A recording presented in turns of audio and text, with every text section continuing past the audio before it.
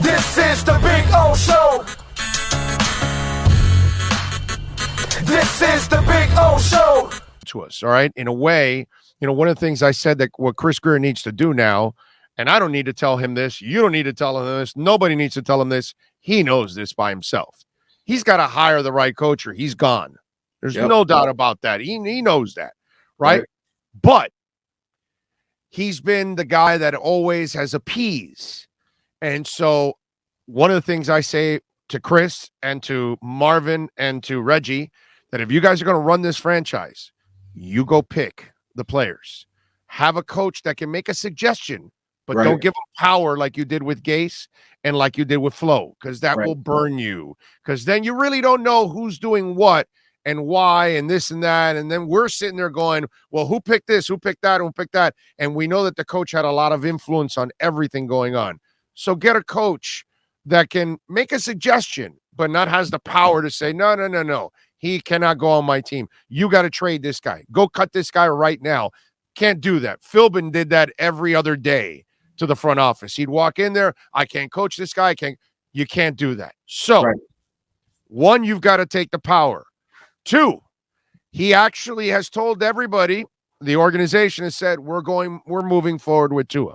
Yeah. So that's actually step one in saying, we're now taking over. Okay. We're going to hire a coach and we'll work with him, but we're not going to bend over backwards for the coach. The coach will coach the players we give him.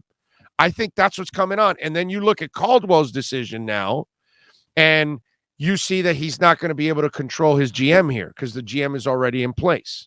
Right. So now he's going there where he will have probably more influence in personnel. Right. So maybe that's what's developing here in Miami.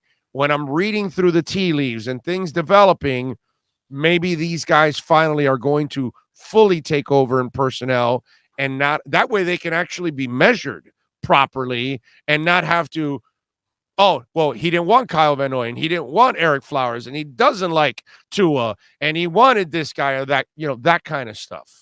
Yeah, I think that's the way you should do it. Like, there are very few coaches who can do the dual job. Bill Belichick's done it with whatever varying results. He had a good year, I think. This year, but sometimes he hasn't been as good, but there's not a lot of coaches who can do both at a very high level. And that gets you fired. Like, Bill O'Brien got fired in Houston, not because he wasn't a good coach. He was a terrible GM, good coach. You just, it gets you fired. One of the two gets you fired. Why would you sign up for two jobs when only one of them can get you fired on a given chance? Focus on what you're best at. So I think you're right. I have more questions than you do about Chris Grier. Can he build a Super Bowl roster? I know you're a Chris Grier believer. I need to see more evidence. I think he had a really good and Allen and McKenzie. Right. And both of those are really good evaluators. I'm with you on that. But the 2021 draft is the first draft that I've seen for them since I've been covering this team where I'm like, they did a great job that draft. Every other draft, it's been or 2020 where we're like, what are we doing? So I need to see. Hold on a second. If this coming year you get your O coordinator and your O-line coach and Tua plays well, the 2020 draft becomes successful because you get Tua, you got Raekwon Davis, and you got Brandon Jones.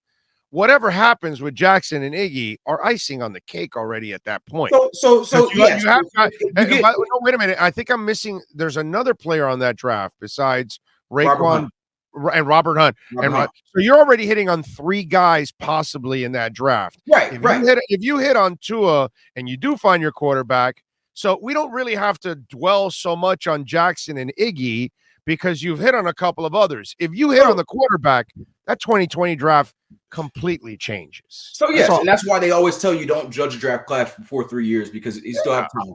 But my thing is that was the draft class to change this organization, right? Because it wasn't a normal draft class.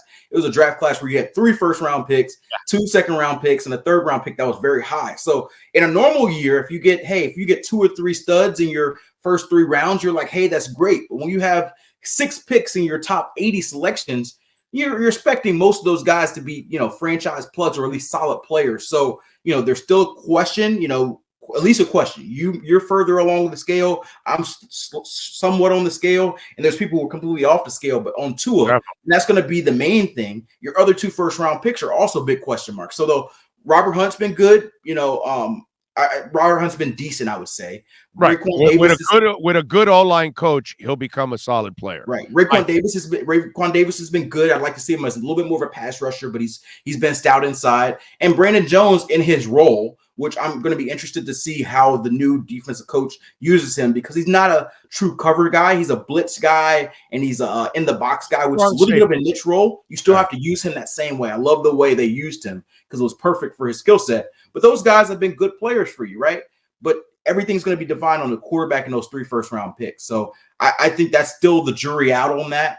But, I'm willing to, they're keeping Chris Grier. It is what it is. I want to see him going forward, 2022 draft, free agency as well, because, Flores was a big part of it, so we're not going to take him out of it. But Flores and Grier whiffed on 2021 free agency, and they whiffed on 2020 free agency. A lot of those guys they ended up trading away, giving away. We won't even want to talk about Will Fuller and the disaster it was. So you have to build this team by getting the right pieces, and that's a personnel deal. So I'm with you. I think that you should let the guys, Grier, Allen, McKenzie, do the thing, but that means that the pressure's on them. There's not going to be there's not going to be a fall guy anymore. You can't blame Flores for taking the wrong guy if he's not here. That's what you did with Flores. You put all the heat on yourself now. So it doesn't matter who the coach is. Now the focus is on you guys now because you're hiring the coach and you're taking care of personnel. So now it's all on you. All right.